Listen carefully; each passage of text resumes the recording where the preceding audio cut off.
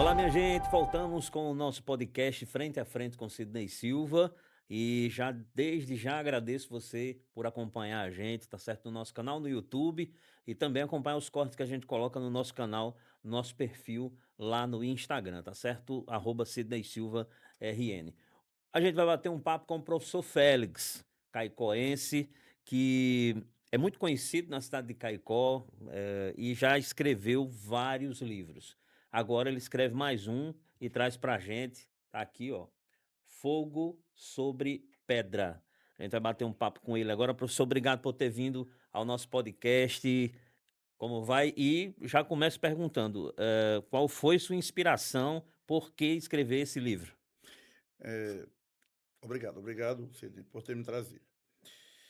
O livro, como o prólogo dele começa e basicamente termina, na Guerra dos Bárbaros, que foi quando os holandeses, né, massacraram os índios aqui, que viviam aqui no Seridó, eu gostava, já achava interessante, porque quando eu escutava quando era menino, Guerra dos Bárbaros, eu pensava que era alguma coisa lá para a Europa, para o Oriente, para aquela banda, né? E eu nunca tinha ouvido falar também em Casa Forte do Cuó, eu só vim de uns anos pra cá. E aí, quando começou esse negócio Casa Forte do Cuó, tal, eu resolvi ir lá dar uma olhada. E eu cheguei lá e eu não achei que o alicerce que tinha lá era dessa Casa Forte do Cuó. Primeiro, se era uma casa forte, o alicerce era de uma casa muito fraca. E segundo, não era mais para ter aquele alicerce ali. Muito bem. Quando foi um tempinho depois, o professor Félix Silva, Francisco Félix Silva, que é professor de História, ele houve um evento lá no Fotocol, e ele resolveu expor um estudo feito por um professor da Universidade Federal da Bahia, que esteve aqui, fez tudo, tal, tal, tal. E ele me convidou, ele disse: "Certo, Vago, tem umas novidades. Não é bem aqui", que eu já tinha dito a ele que eu não achava que aquele alicerce fosse, né. E tem umas coisas que talvez bata com essa sua dúvida. Eu fui. E lá realmente ele disse assim que aquele alicerce, segundo esse pesquisador lá da Federal da Bahia, não era aquele alicerce, não era. Era um alicerce mais embaixo, mais antigo, maior, claro, para você estar uma casa forte, tinha que ser uma coisa mais forte. E aí nesse dia ele foi, nós depois que terminou, todo mundo estava lá, nós fomos descendo assim um pouquinho, que hoje tem até, se eu não me engano, como um altar de uma santa, ou é de um santo, não sei, e por trás, se vê uma quina de um alicerce. Realmente, não tinha a modernidade que o outro tem, né, era aquela coisa mais rústica, e a argamassa que une os tijolos é diferente, né, é uma coisa mais, rústica, assim, tipo barro com pedra, é uma coisa assim que dá a impressão que a gente já tem cimento naquele que tem lá. Aí isso tudo foi me despertando. E também teve na questão dos gêmeos. Eu sempre fui fascinado, acho que só tem eu e Joseph Mengele, aquele nazista, porque eu sempre fui muito chegado, eu acho bem interessante gêmeos, pessoas, principalmente se forem univitelinas, eu acho incrível como 2 pessoas podem ser, não sei, coisa minha. E aí eu resolvi criar toda uma gêmeos e também outra, guerra entre famílias, que antigamente nós tínhamos, né, tem aquelas famílias, de fazendeiros que eles, né, ma travavam verdadeiras guerras entre. Então eu juntei tudo, dei um toque de modernidade, alguma coisa assim meio militante, apesar de eu não ser militante, nem quero ser, mas uma coisa mais, como é que se diz assim, meio instigante, meio novo. E aí montei o Fogo sobre Pedra, que é o meu 23º livro e meu quarto romance. Passa em Caicó, aliás, todos os 4 romances que eu fiz, eles se passam em Caicó, e eu não sei falar de outros lugares, sei falar de Caicó, então tinha que ser. Muito bem. Professor, o subtítulo do livro, Caicó sob fogo acirrado, não é isso? Isso. Eh, como o senhor equilibra aí a realidade dos fatos históricos da nossa região com a liberdade da ficção, na hora de escrever um romance? É assim, primeiro vem a ficção, Aham. né? Eu monto a história na minha mente e daí eu vejo onde isso vai se encaixando historicamente aqui. Por exemplo, a o meu primeiro romance publicado foi A Terra de Santana. Eu sou muito fã de Sidney Sheldon, de Dan Brown, e eu gostava muito deles sempre colocarem mulheres muito fortes como as personagens principais. E quando eu fiz A Terra de Santana, eu queria uma mulher que, na minha mente, acho que era a mulher que eu idealizava desde adolescente. E eu queria essa mulher que ela usasse tudo para comandar os homens à sua volta, usasse o que ela tinha, o que ela era, como ela estava. Então, pronto, isso aí era ficção, certo? E aí eu disse: "Como é que eu vou colocar dentro da questão histórica de Caicó?".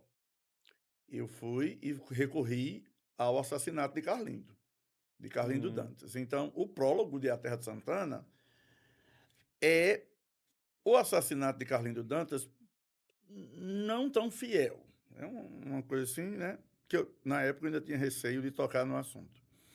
E como a gente sabe que o grande mistério da história toda é a morte de Ronaldo, quem matou Ronaldo, que foi o primeiro que deu o efeito dominó, que, né, foi matando muita gente a partir de Ronaldo, que até hoje ninguém sabe quem matou, quer dizer, no livro que eu estou escrevendo sobre ele, talvez eu apresente alguma soluçãozinha. Mas eu peguei isso e pronto, juntei essa parte fictícia com essa parte e montei um livro.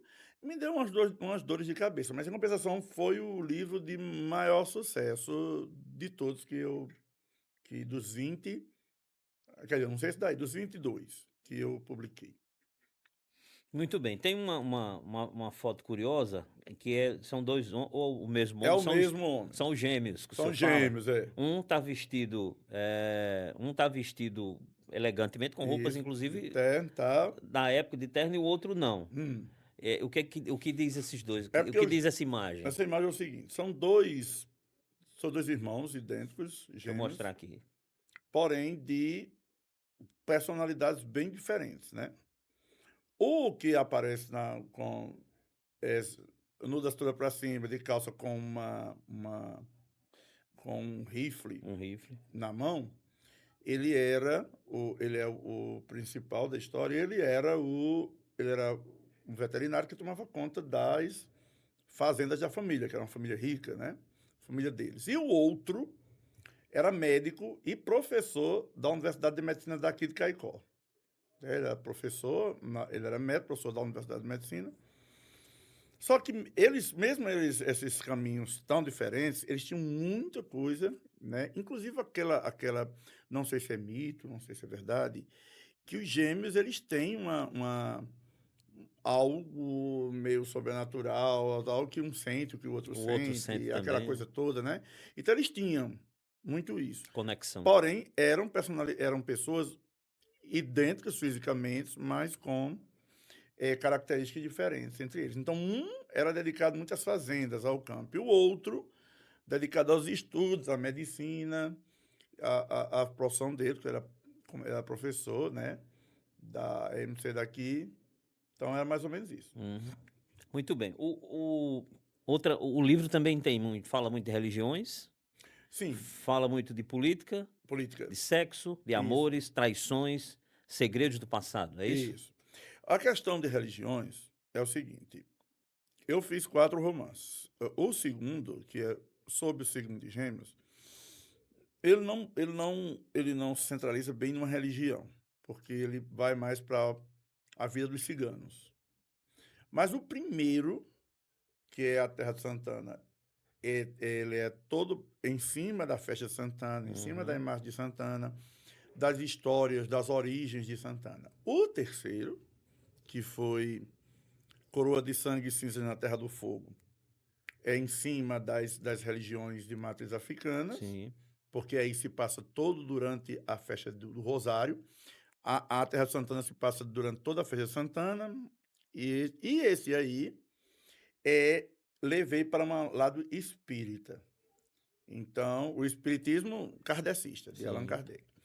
Então, existe a questão de reencarnação, porque em todos esses livros tem uma parte, digamos assim, eu gosto muito de informar, acho que é o espírito de professor, né? Então, eles, por exemplo, lá na Terra de Santana, eu falo tudo de onde surgiu, a história de Santana, como chegou aqui ao Seridó, essas partes históricas que nós temos em Caicó, para Santana, como foi tudo. Já na Coroa de Sangue e Cinzas, aí eu conto como foi o início dos Negros do Rosário, como foi a parte das matrizes africanas chegando aqui, a separação de Umbanda para Candomblé, papau. E nesse aí já tem uma parte que vai sobre, pendendo para o lado da reencarnação, como é que os espíritas acreditam em reencarnação. E o livro tem a ver com essas, por isso que diz os segredos do passado, né? Porque tem umas cenas de regressão a vidas passadas. Para poder explicar, a regressão é quem explica o que está acontecendo no momento atual. Uhum. E aí, nesse caso, fala também das famílias que Sim, viviam na época. é uma guerra entre duas famílias, que Ah, não são os Lajeiro e os Labareda. Agora, assim, geralmente a pessoa pergunta: "Fala se você se baseou em alguma coisa real". Sim, sempre, sempre. Nem tudo eu crio, tem coisa que eu me baseio, que eu pego como ponto de referência.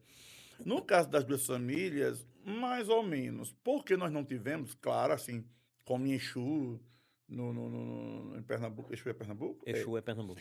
Que teve aquela dizimaram quase a população toda, 2 famílias brigando, aquela coisa toda.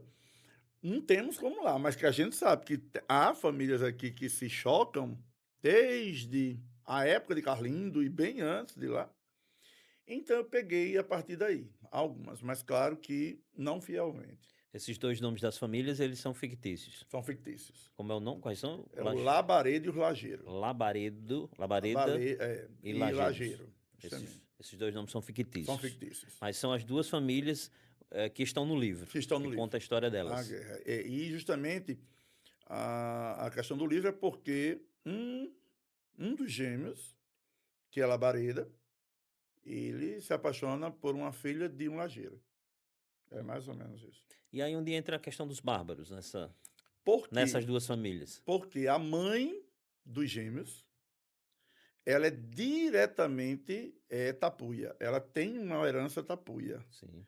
E o pai da moça, ele também é tapuia. Só porque os tapuias aqui, eles depois que os holandeses foram embora, os tapuias se dividiram aqui.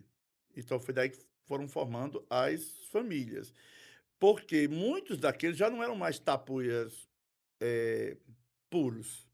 Eles já eram filhos de estupros que os holandeses fizeram com as índias e essa coisa toda. Então, só que isso vai se juntar, que os dois são, já para o final. Mas eles, o final tem muito a ver com o prólogo. Começa com a questão tapuia e termina com a questão tapuia. Só para a gente esclarecer, só para a gente jogar um pouquinho de luz aqui no assunto, né? A Guerra dos Bárbaros foi justamente quando os holandeses chegaram aqui, né? Isso, E eles. houve o confronto com os Isso. nativos, não é Porque isso? eles começaram, aquele cara, Domingos Jorge Velho, que é muito conhecido, né? Uhum. Ele começou a dizimar lá por Acari, por ali. Aí veio, né? Na verdade, já ainda era Currais Novos, onde eles começaram. Aí veio Acari, tal, tal, tal. E eles vieram e foram dizimando até chegar. Aqui foi o ponto final deles. Foi aqui, que foi aí que eles erigiram, a Casa Forte do Cuó, né? A fortaleza. Justamente os índios que moravam aí hoje Rio Seridó, que eles habitavam por ali, apesar de serem nômades, mas eles passavam geralmente algum tempo em algum lugar. E aí eles faziam o seguinte, eles pegavam os índios ou escravizavam, quando era necessário, mas na maioria das vezes eles matavam. E, tinham as índias como hoje em dia diz que não pode ser mais índia, é indígena, É mas, indígena. para mim ainda é índio. Aí eles pegavam as índias e serviciavam para que elas pra questão de prazer e sadismo mesmo deles, né, porque eles não tinham nenhuma intenção de ficar com elas. Então essa guerra dos bárbaros, ela foi daí que dizem que não restou nenhum dizia um historiador muito famoso aqui em Gregório, que não era Muiractã, que não tinha restado nenhum, mas restou. Claro que restou. Eles dessas brenhas, dessas serras, eles se esconderam e dali quando os holandeses foram embora, então eles foram se chegando para trabalhar nas fazendas, né, também tinha Uhum. isso. E teve também aqueles que foram os filhos das indígenas Jus com os holandeses, né? justamente. É daí que vem a mãe dos gêmeos. Na verdade, ela é a matriarca, assim, central do romance. Você veja que coisa. Isso não aconteceu só no Rio Grande do Norte com a chegada dos holandeses, né, professor? Não, Isso aconteceu em várias partes do Brasil, faz parte do não Brasil. só pelos holandeses, mas por pessoas de outros países que também Não, vieram ao Brasil, né? certeza. Nós aqui e na verdade, além não só foi essa parte "ruim", entre aspas, né, Uhum. porque também foram eles que trouxeram, os portugueses principalmente, dos Açores, tal, tal, a questão de criar gado, a questão de criar, cabras, entendeu? Porque como o solo e o clima era favorável a esse tipo de criação. Então, como é que chama? Eles também deixaram isso. Claro que isso depois de ter massacrado todo mundo. Muito bem, professor, chegar à marca de 23 livros, né, publicados, é um feito, para muita gente extraordinário e eu acho que é assim para qualquer escritor no Brasil, especialmente no interior, Sim, do nosso estado ou de qualquer outro estado que seja do Brasil. Como o senhor avalia essa sua evolução como autor, e o que o Fogo sobre Pedra tem, né, de mais diferente em relação às obras anteriores? Mas eu já vi que tem uma, uma certa conexão aí tem, com os tem, outros livros, né? tem. Sobre a questão dos 23 livros, os primeiros, como eu passei muito tempo fazendo teatro, e quem produzia, quem escrevia as peças, produzia era eu, então aí, a primeira minha ideia foi, deixar essas peças, publicadas e registradas para que ninguém se apossasse futuramente, porque eu fazia isso, pegar ainda era aquele tempo, né, lembra aquele tempo do mimeógrafo, assim? Sim, Então, o aí cheiro eu de álcool era o bom. álcool era e elas ficavam ali, eu disse: "Não, então eu vou", e realmente 4 desses 23 são só teatro, né, peça de teatro. Mas, certa vez, Padre Tércio, ele pediu como eu escrevia já para o jornalzinho da escola, né, eu editava o jornal e tinha uma seção minha. Naquela época eu era coordenador de cultura lá. Aí ele me instigou: "Ah, professor, por que que o senhor não pega esses escritos, bota num livro e tal?" Mas, padre, porque eu não tenho dinheiro. E eu estava mais ou menos enganado, porque quando a gente sempre acha assim, como você disse, do interior daqui, então como é que diabo você é um escritor que publica livro, tal, tal, tal, tal. E aí ele disse: "Pois, monta aí um livro e me entregue." Aí eu montei com tudo que eu fazia na época. Tinha contos, tinha poemas, tinha crônicas, um bocado de tudo. Aí eu entreguei para ele. E na época, eu, Muiraquitã e Tânia estávamos publicando um livro sobre o diocesano. Até hoje ainda existe por aí afora. Que tem um ônibus com os estudantes da década de 60. Parece que aquele ônibus era de Jardim do Seridó que trazia os estudantes. Uhum. E quando ele mandou fazer pelo Sebo Vermelho. E aí, quando o rapaz do Sebo Vermelho veio, aí ele deu o meu livro e perguntou como é que eu ia, como é que ele podia fazer. Aí ele explicou como poderia. Por exemplo, que era o que eu não entendia nada, eu só sabia escrever mesmo. Se eu fizesse pela editora O Sebo Vermelho, então eu tinha tantos por cento do lucro. E os outros dele. Então, e tinha, por exemplo, digamos, de 500 livros, eu tinha direito a 50. E se eu pegasse esses 50 livros e desse às pessoas, e não tivesse mais, então eu teria que comprar meu próprio livro. Eu não tinha direito mais ao meu livro, porque o livro ficava, os direitos autorais ficavam com ele. Sim. Aí eu fiquei assim, ele levou, passou um tempo, não publicou, aí o padre Teste disse, pegue de volta. No fundo, vai ser melhor você produzir independente. Peguei os livros de volta. E aí comecei a fazer começou. Aí eu tinha acabado de ficar viúvo. Tinha ficado viúvo acho que uns 2 anos. Tava aquela coisa meio esquisita. E aí eu disse, acho que eu vou publicar. Justamente eu juntei um dinheiro com uma pensão que eu receberia.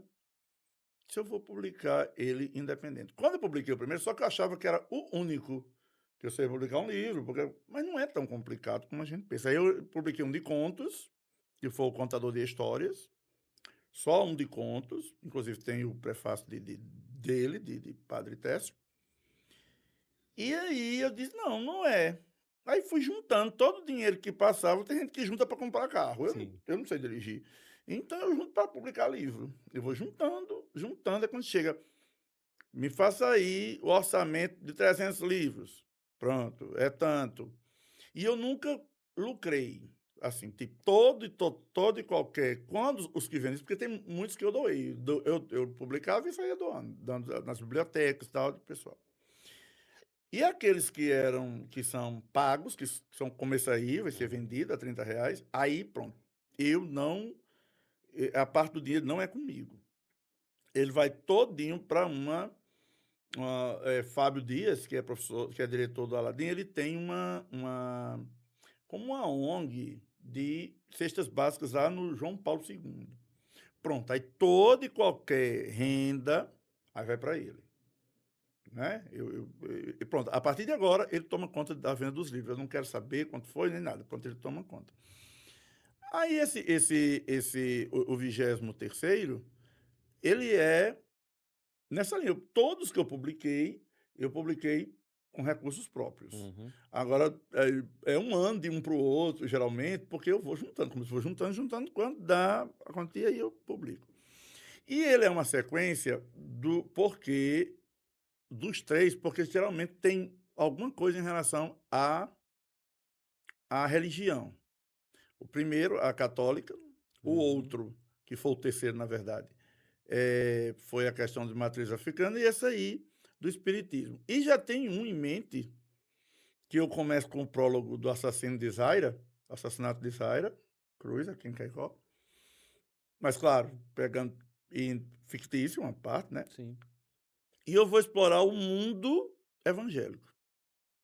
Eu já vou para esse lado do mundo evangélico, aquela coisa toda, o pentecostalismo. Sim. Então, porque dentro disso você pode criticar, elogiar, defender, condenar. A religião, ela dá esse leque muito grande para a gente. E agora, política eu tenho medo. Eu não Por quê? entendo muito de política. Eu não sou político de comentar, de falar, eu não entendo nada de economia, não entendo nada. Eu só entendo daquilo que você olha e vê. Pronto. Olha para a rua, porque nem sempre a gente olha, a gente não vê, viu? É diferente. Você às vezes olha, mas você não vê, porque a questão crítica você não tem em cima daquilo. Então eu tenho medo de falar de uma coisa que eu não conheço, Uhum. né? Então eu não vou. No caso aí tem a política, mas era aquela política dos anos 70, que se passa uma parte nos anos 70 aí, na época dos grandes comícios da Arena e MDB, que havia aquela confusão toda, que era em plena ditadura militar. Então, dessa política, da nossa política, essa coisa, politicagem aqui, eu entendo, Uhum. que eu vivo de dentro, né? Nós vivemos de dentro. E aí tem uma parte que eu, por exemplo, eu narro quando uma vez duas carreatas, assim, lá na rua Quintino Bocaiúva, era duas, antigamente era o vermelho e o verde, hoje em dia não tem mais cor, né? Não tem mais cor. Mas antigamente o vermelho e o verde, eles. Isso. Era mais acirrado. Ai, como? Então, quando chegou lá na Quinta de Se Bocaiúva, encontraram. se encontraram. Porque não havia uma justiça eleitoral, digamos assim, atuante. Ele não tinha esse negócio, olha, hoje um vai por aqui, o outro não. A cidade era desse tamanho, né? Então, quando um vinha da Paraíba, o outro ia. E foi bem na Quintino Bocaiúva que eles se encontraram. Eu era menino, estava com minha mãe, e teve realmente, era lata vai, lata vem, pedra, aquela coisa toda. Os carros de som, que eram bem trios, né? Tinha aqueles bichos que tinham um negócio no meio As assim. bocas de ferro. Umas bocas de era pronto que tinha em cima. Eles passaram um pelo outro e se esculhambando, aquela coisa toda, e o pessoal É a pedra comendo. bebendo comendo. Eu me lembro que a gente escapou em frente ao cemitério, lá no São Vicente. Então eu pego essa cena e já transformo como uma cena do romance. Uhum. Pronto, a minha política é essa, certo? Não sou muito de me enfiar. Professor Félix falou uma coisa agora há pouco que me chamou a atenção. Ele pensava que ia ser o primeiro livro, o primeiro que o senhor postou, Sim, que o senhor escreveu, só achava que ia ser o primeiro era e único. e o único. Era. Aliás, o primeiro e o único, né? E acabou não sendo, já são 23. Já são 23. Isso foi em que ano o primeiro, professor, o senhor lembra? O primeiro, para Ana morreu em 2014, fazia isso foi em 2 anos. 2016. 16? Tá fazendo 10 anos. 10 anos. É. 23 livros em 10 anos. Em né? 10 anos, Foram 23 livros em 10 anos. Houve ano que eu publiquei 3. 2, às vezes, ao mesmo tempo, que foi Sim. o que eu publiquei lá no cemitério São Vicente. Eu fiz um lançamento lá, dentro do cemitério. Dentro do cemitério. Por quê? Porque um deles era só contos de terror. Sim. Tá? Aí eu fiz lá. Aliás, com a participação de um Fazer grupo. lá vinha a calhar, né? Dava certo. Foi ótimo. E, como eu disse, esse aí eu queria fazer no No Cuó. Cuó, Lá porque onde... é onde tem a Gabriela. Mas como está interditado, Uhum. então... E agora o de Carlindo, se der tudo certo, eu só quero publicar no ano que vem, porque faz 60 anos da morte dele. Sim. Né? Eu estava com 2 anos na época. E se der certo também, eu quero fazer lá onde ele foi assassinado.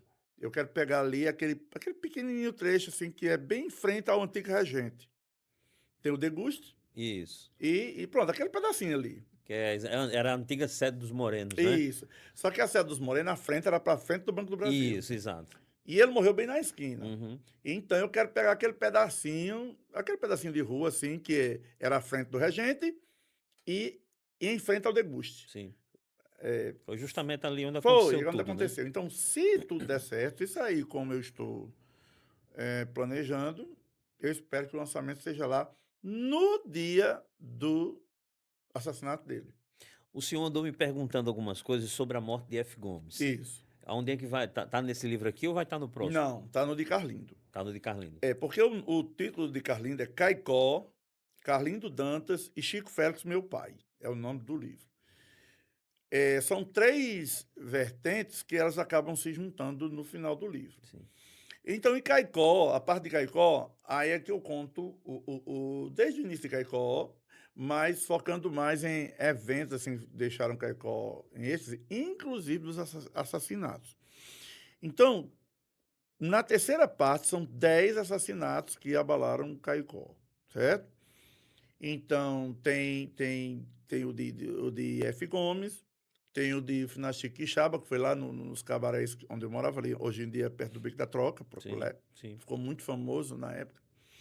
Teve o de Soída de Rita, que todo mundo ficou porque foi um dos que teve necrofilia, que o pessoal não sabia, né, o que era. Que ele saiu com ela, matou em 73, 74, não me lembro direito, década de 70. Que ele levou ela e ali depois do Rotary, como que é para Castelo Branco, aí tem uma entrada para Paraíba, um beijo de piscina, ali naquele mato ali embaixo. Ele matou, deixou-a lá e voltou 2 noites seguidas para manter relações sexuais com o cadáver. Teve esse chocou, aí... Isso foi em que ano? Foi 74? em 73, 74, 75, por aí. Uhum. Aí teve a morte do sanfoneiro lá no Chiqueiro do Doutor, que ele estava tocando a sanfona, que aliás eu também desmistifico uma coisa, porque diziam que a pessoa que matou, ele saqueou ele pelo fole da sanfona, que ele estava tocando na hora. Sim. Mas não foi. A sanfona era do meu cunhado, Geraldão. Uhum. Aí, Geraldo saiu para tomar água, né? Aquele intervalozinho que dá nas festas.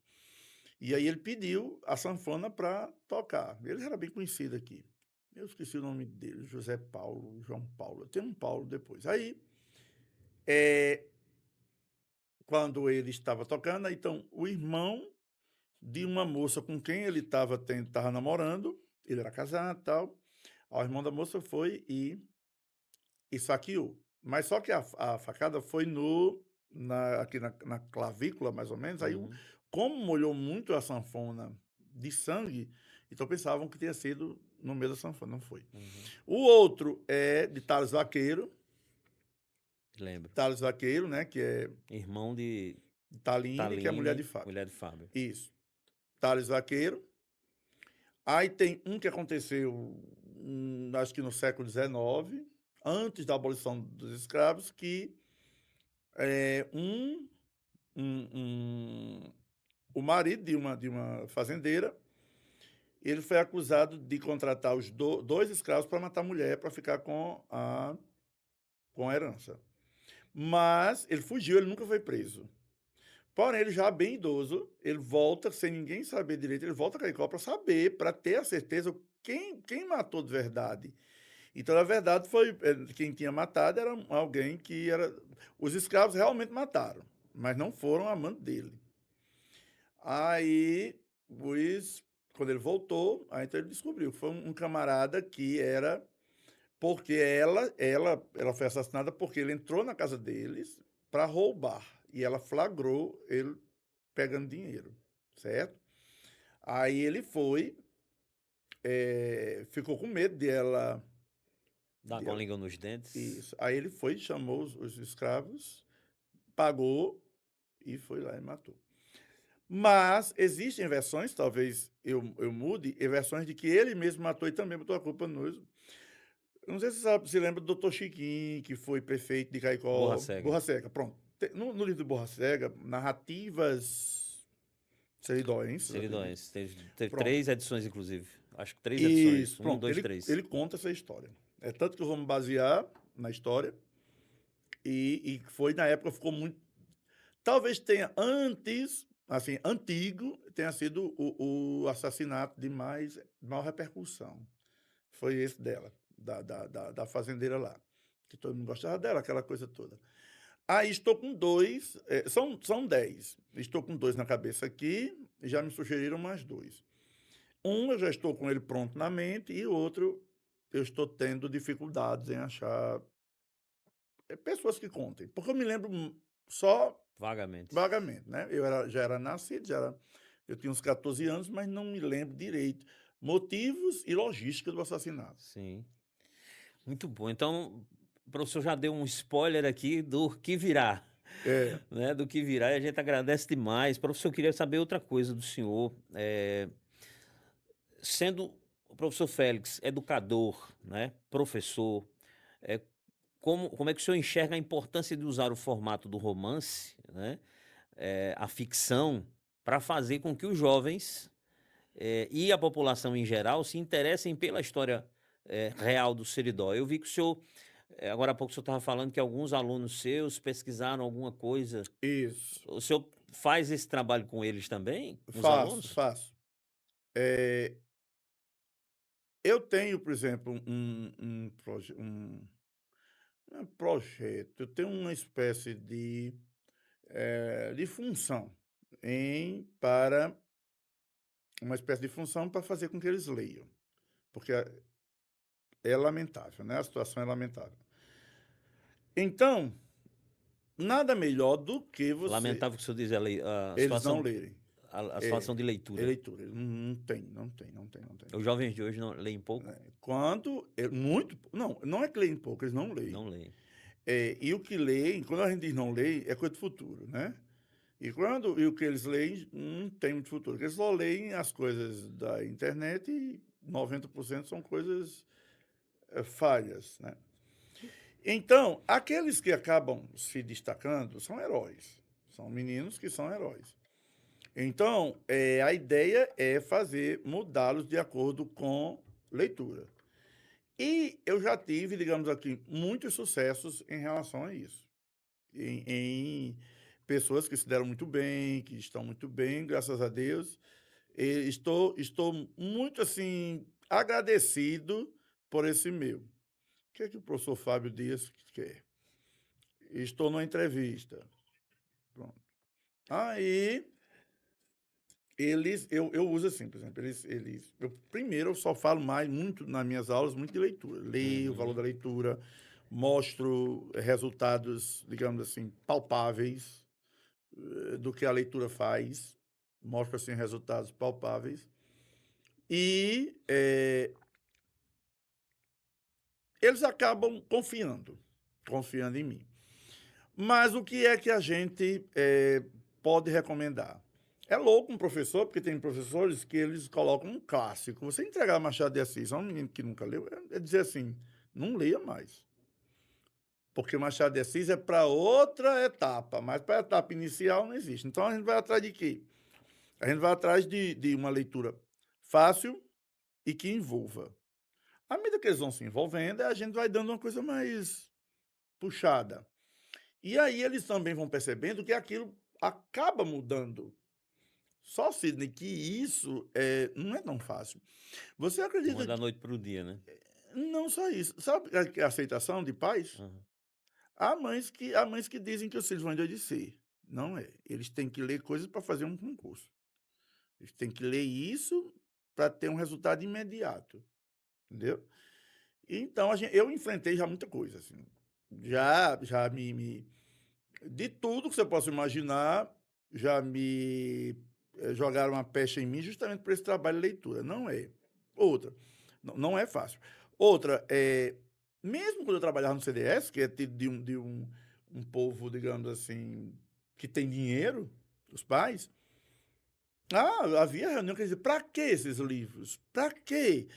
Porque o sistema objetivo, da minha época, mandava livros todo bimestre, um livro para ser lido. E ao lado, a gente adotava outros, porque quanto mais leitura, melhor. Quando nós adotávamos estes que precisavam de comprar, aí a situação pegava.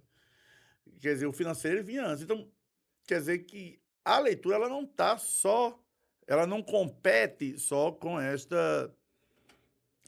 desinteresse do jovem. Ele compete com a incompreensão de casa, da família, dos colegas, e tira o foco daquilo que os pais querem que o menino esteja focado e que os amigos queiram que esteja focado. Porque leitura não é para qualquer um. Leitura é uma coisa solitária, né? Você tem que fazer sozinho, não tem como você fazer em grupo. E isso não é coisa de jovem. Além de ser solitária, é uma coisa que vai mudando sua cabeça e você começa a reprovar muito do que se praticava antes. Aí os outros não são muito chegados a isso. Professor, o celular, o tablet, o Ave computador, o Maria. notebook, tudo isso atrapalha muito a vida do jovem em querer Muito, pegar um livro, muito, um livro muito, físico e ler. muito. Eu sou radical em algumas coisas, né, que eu não digo. Por exemplo, eu não e-book, essas coisas eu não recomendo. Sidney, se você está aqui, a gente está aqui conversando, no celular toca, ou plim, aparece uma mensagem, você corre para saber. Imagina você já estar com ele na mão, lendo, Uhum. de repente uma mensagem, pá, aparece. Você não vai olhar essa mensagem? Claro que vai. E você vai voltar à leitura? Claro que não. Então, isso aqui atrapalha demais. Uma pessoa dizer, mande um livro em PDF, não sei o que lá, que para eu ler, eu não mando, não. Eu digo, não, vá ali, eu autorizo piratear meus livros tudinho, vá ali, tira uma xerox e leia. É muito mais interessante. Mas tudo isso atrasou muito, muito, atrasou demais essa questão da leitura. Não tem esse negócio, mas a gente é associar uma coisa a outra. Não, é associar até certo ponto. Mas não tem como.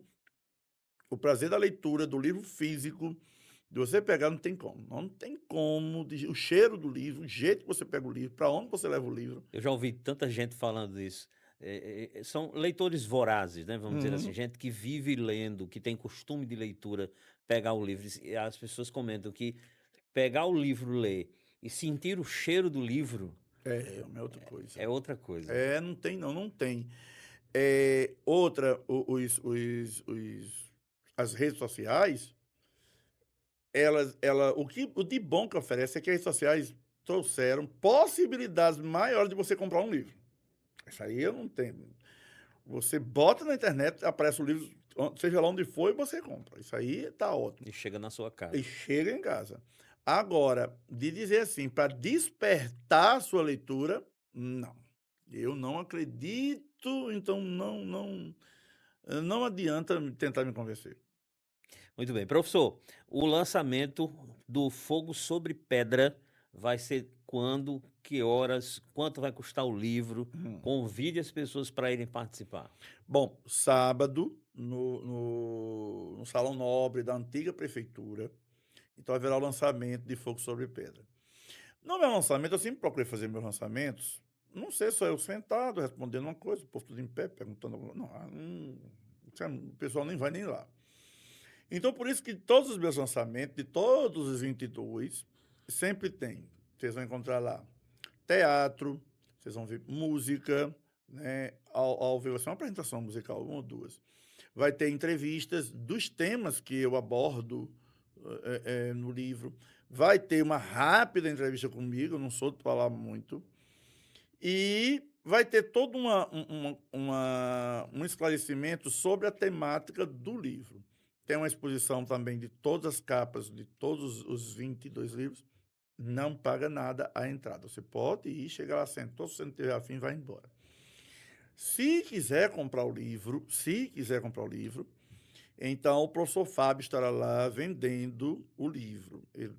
A renda justamente é para ele, não é uma renda para mim. Porque, como eu disse, eu dou tudo para a beneficência. Ele tem esse grupo, ele é espírita, inclusive foi ele, o personagem Flávio Dias, que o nome dele é Fábio Dias, que tem Fogo sobre Pedra, que é quem dá o respaldo sobre o espiritismo, foi ele. Ele que me, como ele é espírita, eu não sou espírita, eu sou católico. Então ele tem um projeto que todos os meses ele tem uma lista de famílias carentes lá no João Paulo II e ele leva todos os meses para lá. Então a renda do livro vai todinha para esse projeto.